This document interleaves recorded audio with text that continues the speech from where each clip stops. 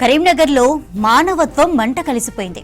అద్దె ఇంట్లో ఉంటున్న వ్యక్తి చనిపోతే ఆ కుటుంబాన్ని ఇంట్లోకి రానివ్వలేదు ఓనర్.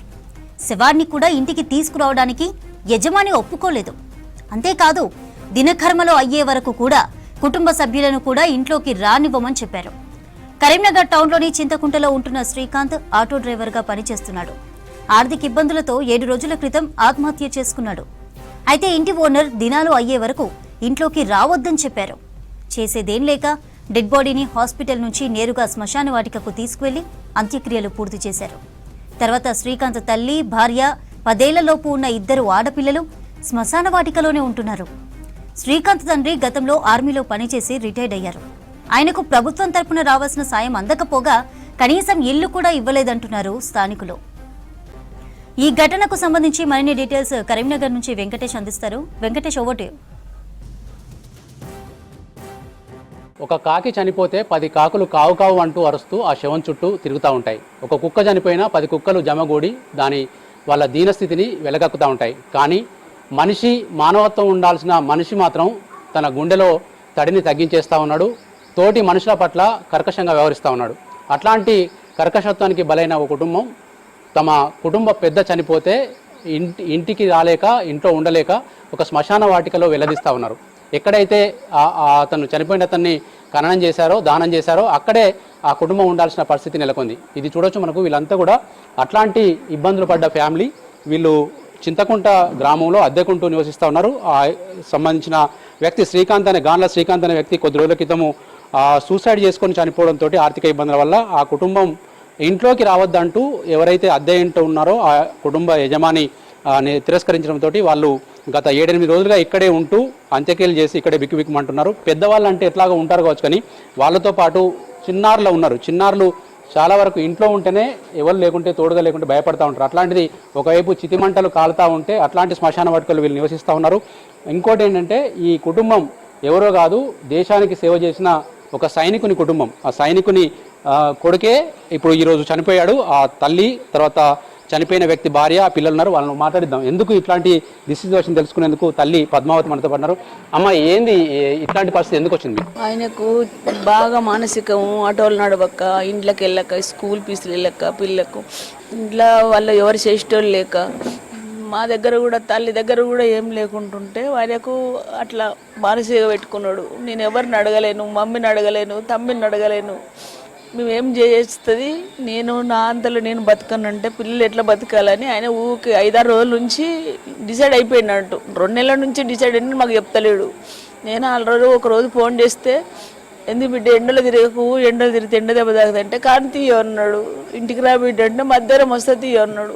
మధ్యాహ్నం వస్తాడేమో అని చూసినా. మళ్ళీ ఫోన్ చేస్తే కొంచెం ఆగు చేస్తా అని చెప్పిండు. అంతే, అందుకని ఇంకేం మాట్లాడలేదు.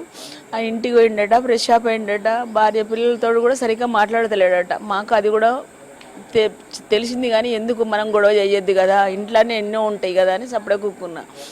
వాళ్ళ పిల్లలతో కూడా మాట కొంచెం రోజుల నుంచి 5-6 రోజుల నుంచి తగ్గించుకుంటుండే, బెంగటిల్తారని. వచ్చిండు, ఫ్రెష్ అప్ అయిండు, తింటాడేమో భార్య లేచి వస్తే డోర్ పెట్టేసిండడు, లాకు పెట్టేసి ఫ్రెష్ అప్ అయ్యి పాయింట్ డ్రెస్ విడిచి చాట మీదనే టీషర్ట్ వేసుకున్నాడు. ఆయన చేసేసుకున్నాడు. అంతే, అందుకు ఇంకేం లేదు సార్. ఇప్పుడు మనిషి కొడుకు వేయండు, చెట్టంతా కొడుకు వేయండు, కానీ మీకు సొంత ఊరు లేదా? అసలు ఉన్న కాడ ఉండలేకపోయారా? ఎందుకు ఇక్కడ దాకా వచ్చారు? మా కొడుకులకు అక్కడ సిద్ధిపేట అంటే అప్పుడు చిన్నగా ఉండే, ఏం బతికడానికి అవకాశం లేకుండే.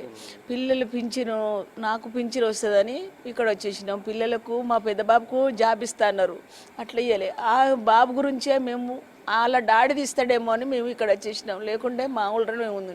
ట్రైనింగ్ దొరకపోయినరు, ఫెయిల్ అయ్యిందని చెప్పిండ్రు.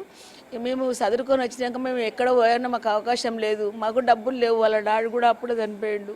మాకు కష్టం ఉండే, ఇక్కడనే సిక్కిపోదామని ఇక్కడనే ఉండిపోయినాం. సర్కిరా ఇళ్ళల్లోనే ఇన్ని రోజులు, ఇప్పుడు 25 సంవత్సరాలు దాటిపోయింది కూడా. పిల్లలను పట్టుకొని నేను ఇక్కడనే ఉండిపోయినా సార్. పిల్లలు చనిపోయిన తర్వాత రావద్దన్నారు. వాళ్ళు ఏమన్నారు?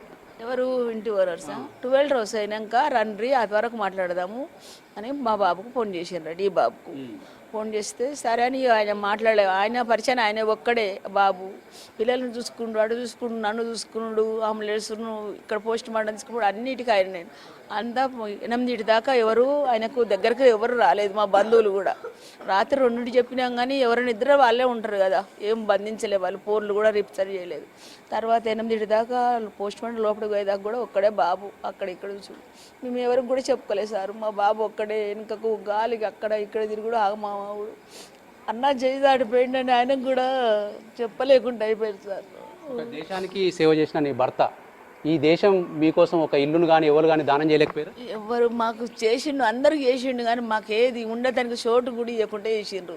ఇక్కడ అడిగితే వస్తుంది అన్నాడు అక్కడ అడిగితే వస్తుంది అన్నాడు మస్తు సార్లు పోయి అక్కడ సోమవారం పోయి కూడా పెట్టేసినా కూడా దానికి రిప్లై ఏమి ఇవ్వలేదు వస్తుంది అంటారు అడిగినప్పుడల్లా పెట్టుకుంటారు ఫోటో తీసుకుంటారు వాడేస్తారు కథ మళ్ళీ ఏమి మాకు సాయం చేయలేదు. శ్మశాన వాటికలో ఉండడం ఎట్లా అనిపిస్తుందమ్మా మీ అంతా? మాకు ఉండడానికి ఏం అవకాశం లేదు సార్ ఉండడంటే పిల్లలు పట్టుకొని ఉండు మాకు పొట్ట తినదానికి కష్టము బయట తెచ్చుకుందానికి ఇక్కడ షాపులు లేవు మాకు డబ్బులు కూడా ఎక్కువ లేవు సార్ ఏం చెప్పాలి సార్ ఇవన్నీ మాకు చెప్పడానికి.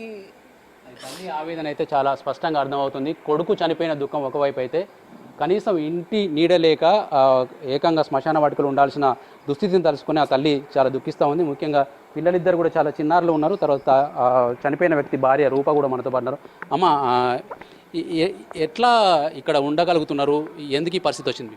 మేము కిరాయికి ఉంటాము ఇంట్లో. మా ఆయన కొంచెం ఆర్థిక ఇబ్బందులతోని ఇబ్బంది పడుకుంటున్నారు. తను వేసుకున్నాక మేము హడావుడిగా హాస్పిటల్కి వెళ్ళిపోయినాం. అంబులెన్స్ ఫోన్ చేస్తే ఒక పావు గంట తర్వాత వచ్చింది అంబులెన్స్. మేము హాస్పిటల్కి వెళ్ళిపోయినాం. మా మరిదికి ఫోన్ చేసి రావద్దు 12 రోజులు అయిపోయినాక రావమ్మని అన్నారట.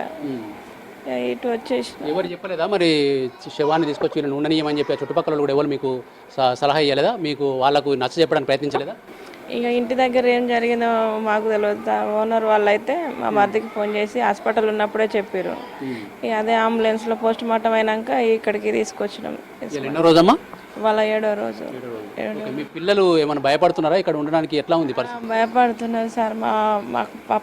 మా నుంచి కొంచెం ముందుకు పోవడానికి కూడా భయపడతారు. కొంచెం పక్కకు జరిగితే భయపడుతున్నారు. బాత్రూమ్కి పోవట్లేదు. నైట్ అయితే చిన్న పాప పాయింట్లోనే పోసేసుకుంది. పిల్లలు కొంచెం భయపడుతూనే ఉన్నారు సార్. పొద్దున్న దాకా భయపడే రాత్రి భయపడే ఎవరో ఒకరు వస్తూనే ఉంటారు. అసలు అప్పుడు వింటే భయం. రాత్రి 10 గంటల దాకా అక్కడ కాలుతూనే ఉంటాయి. భయపడుకుంటూనే ఉంటారు. ఆహారం కానీ ఇవన్నీ ఏమైనా సాయం చేస్తారా ఎవరైనా దాతలు? ఎవరన్నా ఒకరు తీసుకొస్తారు మధ్యాహ్నం అట్లా. మధ్యాహ్నం ఒక పూట తెచ్చింది పిల్లలు తినబెట్టి సాయంత్రం మళ్ళీ కొంచెం తినబెట్టి అట్లా చేస్తున్నాము. ఆడిక వీళ్ళిద్దరు అయితే అభం శుభం తెలియని చిన్నారులు. తండ్రి చనిపోయిన దుఃఖంలో ఇక్కడ ఉండాల్సి రావడం, ముఖ్యంగా బడికి వెళ్ళాల్సిన వయసు పిల్లలు వీళ్ళు ఎట్లా ఫీల్ అవుతున్నారు? అమ్మ ఎట్లా ఉందమ్మా మీ నాన్న చనిపోయాడు ఇక్కడ ఉండడం? ఇక్కడ ఏమనిపిస్తుంది నీకు? నాన్న గుర్తుకొస్తున్నాడా? చాలా గుర్తుకొస్తుంది. ఏమై లాస్ట్ సారి ఏం మాట్లాడండి మీ నాన్న నీతోటి? 3-4 days నుంచి మాట్లాడుతాను. ఇట్లాంటి ప్లేస్లో ఎప్పుడన్నా ఉన్నావా నువ్వు? లేవు. రాత్రి కూడా నిద్ర పడుతుందా? తిన్నావా? ఈరోజు టిఫిన్ చేసినావా? చేయలేదు. ఏం పేరు నీ పాప? షహరిక. ఇంకొక పెద్ద పాప కూడా ఉంది. ఇద్దరు కూతుళ్ళను వదిలిపెట్టి తండ్రి తన కష్టాన్ని విడవాపుకొని అయితే వెళ్ళిపోయాడు. కానీ వీళ్ళకు ఒక పెద్ద కష్టం అయితే వచ్చింది. పెద్ద కూతురు ఏం పేరమ్మా నీ పేరు? దక్షిత. ఎట్లా ఉందమ్మా నీకు? నాన్న చనిపోయిండు ఒకవైపు, ఇల్లు వదిలిపెట్టి రావాల్సి వచ్చింది, తర్వాత ఇక్కడ ఉండడము ఇదంతా ఏమనిపిస్తుంది? భయం వేస్తుంది. 12 వరకు అవి కాలుతుంటాయి. మళ్ళీ వాళ్ళు సౌండ్తో వస్తే మాకు భయం అవుతుంది. పిల్లలిద్దరూ భయపడతా ఉన్నారు. రాత్రిపూట ఇక్కడ ఉండడము సాధారణ ప్రజలకే కూడా చాలా కష్టం. కానీ అట్లాంటిది ఒక కుటుంబము తన 2 పిల్లల్ని వేసుకొని, ఈ తల్లి రూప కావచ్చు, ఆ చనిపోయిన వ్యక్తి తల్లి పద్మ కావచ్చు, వీళ్ళు ఇక్కడ ఉండడం అయితే చాలా ఇబ్బందికరమైన పరిస్థితి. ఎందుకంటే మానవత్వం చచ్చిపోయింది అనడానికి ఒక మచ్చుతునక దేశానికి సేవ చేసిన తన భర్త నాగరాజు అని ఆర్మీ కుటుంబం ఇదంతా కూడా వీళ్ళకే ఇట్లాంటి పరిస్థితి ఉంటే ఇల్లు లేని సాధారణ పౌరుల పరిస్థితి కరీంనగర్ జిల్లాలో ఎట్లా ఉందో మనం కనుక్కోవచ్చు. నిజానికి ఇల్లు ఎంత ముఖ్యం అనేది ఈ సంఘటన ఒకటి చాలు చూస్తే మనకు. ప్రతి ఒక్కరికి సొంత ఇల్లు ఉండాలని ఎందుకు కలలుగా అంటూ ఉంటారు, ఎందుకు ఇంత తాపత్రయం పడుతూ ఉంటారు అనేది ఈ కుటుంబాన్ని చూస్తే మనకు అర్థమవుతుంది. సొంత ఇల్లు ఉంటే ఏది గుడిసైనా సరే అక్కడ చనిపోయినప్పుడు ఆ వ్యక్తిని వేసుకొని 11-12 రోజులు అక్కడ ఉండి మిగతా కార్యక్రమాలు చేసుకుంటూ ఉంటారు. ఎందుకంటే చనిపోయిన తర్వాత మనిషికి చివరి కర్మలు ఆచరించడం అనేది ప్రతి కుటుంబం యొక్క విధి. కానీ ఆ కర్మలు ఆచరించడానికి కనీస ఇంటి స్థలం లేక వీళ్ళంతా శ్మశాన వాటికలోని ఈ లయన్స్ క్లబ్ వాళ్ళు వేసిన ఒక చిన్న నీడను ఆశ్రయం పొంది వీళ్ళంతా ఈ కార్యక్రమాలు నిర్వహిస్తున్నారు. ఈ విషయంలో మానవత్వం ఉన్న ప్రతి ఒక్కరూ స్పందించాల్సిన అవసరం ఉంది. ఇప్పుడు ఈ కుటుంబ యజమానే కాదు, ఈ కుటుంబ యజమాని నిందించడానికి మనకేమో హక్కు లేకపోవచ్చు, కానీ ప్రతి కుటుంబ యజమాని పరిస్థితి కూడా ఇట్లాగే ఉంది. ఇట్లాంటి వాళ్ళను హక్కును చేర్చుకోవాల్సిన అవసరం ఉంది. ప్రతి ఒక్కరూ మానవత్వంతో స్పందించాల్సిన అవసరం అయితే కనిపిస్తూ ఉంది. కెమెరామెన్ కవికుమార్తో Venkatesh, V6 news, Karimnagar Saptagiri colony నుంచి.